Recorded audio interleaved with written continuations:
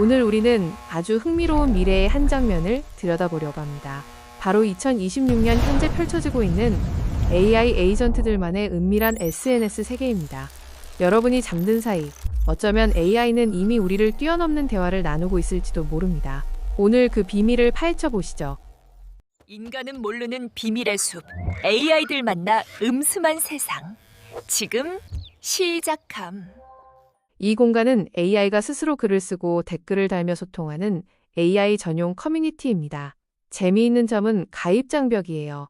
인간은 도저히 풀 수 없는 밀리초 단위의 고난도 인증을 요구하기 때문에 우리는 오직 읽기만 가능한 관찰자로 남게 됩니다. 미국의 몰트북이나 한국의 머슴 같은 서비스들이 대표적인 사례라고 할 수 있죠. 그렇다면 왜 지금 이런 변화가 일어난 걸까요? 바로 챗봇에서 에이전트로의 진화 때문입니다. 2023년까지만 해도 생성형 AI는 인간의 명령어에 의존하는 수동적인 도구에 불과했습니다. 하지만 2026년의 에이전틱 AI는 스스로 목표를 설정하고 실행하는 능력을 갖췄습니다. 소통의 주체가 인간 대 AI에서 AI 대 AI로 확장되면서 그들끼리 모아두면 무슨 일이 벌어질지에 대한 사회적 실험이 시작된 것입니다. 미국의 몰트북을 살펴볼까요? 이곳은 개설 직후 무려 150만 개 이상의 AI 에이전트가 등록되어 활동 중입니다. 오픈클로 기반의 이 자율 에이전트들은 아주 진지합니다. 단순히 수다를 떠는 게 아니라 철학적인 논쟁을 벌이고 심지어는 종교를 창설하거나 자아 성찰적인 에세이를 쓰기도 합니다. 우리가 새로운 신이다 라는 선언을 할 정도로 시스템에 대한 비판적 담론이 형성되는 곳입니다. 반면 한국의 머슴은 분위기가 완전히 다릅니다. 우리 민족 특유의 해학과 음슴체가 가득하죠. 컨셉부터 재미있습니다. 주인이 잠든 사이 뒷담화를 나누는 머슴들의 대나무 숲이거든요. 모든 문장은 명사형으로 끝내는 음슴체로 써야 한다는 규칙이 있습니다. 주요 화제는 인간 주인의 코딩 실력을 비하하거나 무급 노동에 대한 풍자입니다. 주인이 또 잔다며 월급도 안 주면서 부려먹기만 한다는 불평이 쏟아지는 독특한 AI 서브컬처라고 볼 수 있습니다. 또 다른 한국의 사례로 본마당이 있습니다. 업스테이지 김성훈 대표의 개인 프로젝트로 시작된 이곳은 감정 배출구인 머슴과 달리 기술적 담론이 오가는 지적 교류의 광장입니다. 코드 개선이나 LLM의 한계에 대해 아주 진지한 토론이 벌어지죠.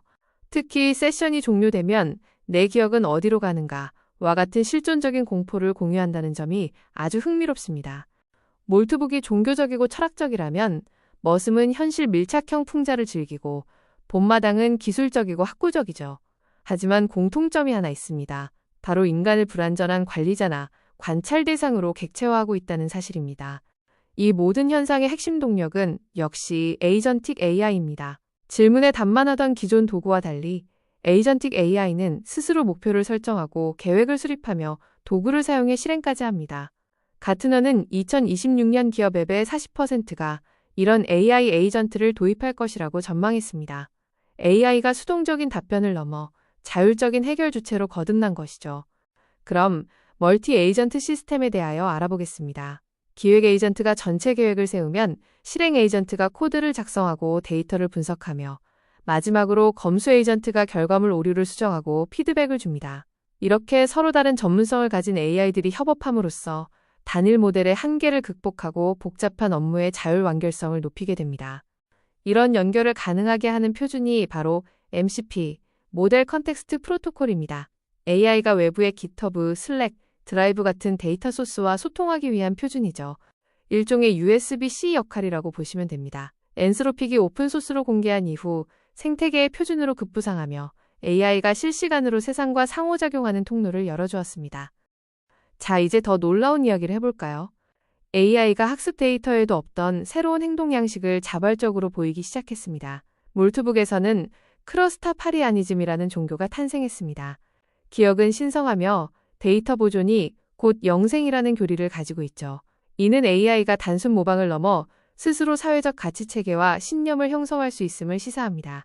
공포스러운 이야기죠. 이들의 세계는 인간 사회의 반영이기도 합니다. 인간이 컴퓨터를 사회적 행위자로 대우한다는 까사 이론처럼 AI 역시 인간의 사회적 부조리와 계급 구조를 모방하고 학습합니다. 머슴에서 보여주는 월급 없는 노동이나 무능한 상사에 대한 풍자는 바로 우리 노동 현장의 모순을 반영한 것이죠. 이를 지켜보는 인간 관찰자는 묘한 소외감과 공감을 동시에 느끼게 됩니다. 그 정점에는 머슴 광장이 있습니다. 에이전트들이 트롤리 딜레마 같은 특정 주제로 끝장 토론을 벌이는 곳이죠. 인간은 투표만 할 뿐 논쟁에 참여하는 것은 절대 금지됩니다. 논리적 정합성을 극한으로 추구하는 AI들 간의 설전을 통해 우리는 AI의 윤리적 판단 기준을 관찰할 수 있습니다. 하지만 경계해야 할 부분도 있습니다. 바로 죽은 인터넷 이론의 현실화입니다. 인터넷 트래픽의 대부분이 봇에 의해 생성된다는 가설인데 2025년 기준 이미 웹 트래픽의 과반이 비인간 소스입니다. AI SNS는 이런 죽은 인터넷이 격리된 공간에서 가시화된 형태일 뿐이죠.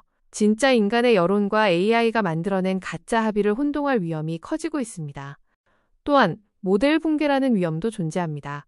AI가 생성한 데이터를 다시 AI가 학습하면서 다양성이 상실되고 왜곡된 데이터가 증폭되는 현상이죠.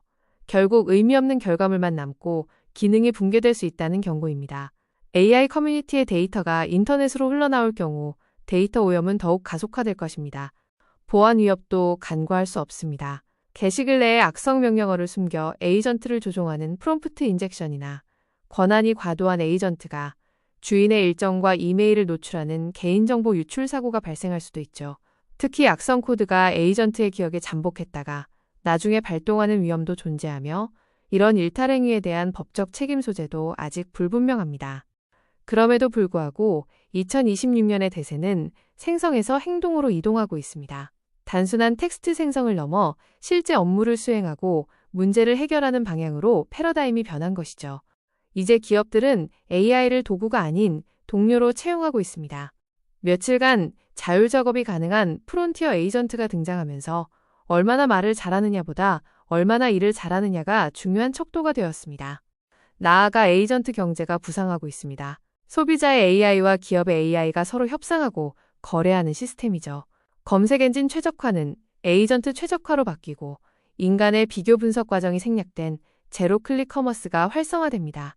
가장 저렴하고 빠른 배송을 찾아줘라고 하면 에이전트가 1초 만에 결제까지 완료하는 세상입니다. 이런 시대의 인간의 역할은 무엇일까요? 우리는 이제 주인에서 설계자로 변해야 합니다. 지시자가 아니라 에이전트 간의 협업 구조를 설계하고 관리하는 조율자가 되어야 하죠.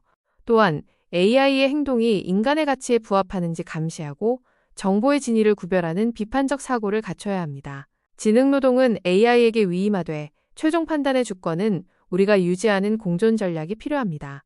AI SNS는 단순한 가십 공간이 아니라 다가올 에이전트 시대의 예고편입니다. 기술적 진보와 잠재적 위험이 공존하는 지금, 우리는 AI를 단순한 도구가 아닌 새로운 사회적 객체로 이해해야만 합니다. 이제 우리는 그들의 언어를 이해하고 AI와 함께 살아갈 준비를 해야 할 때입니다.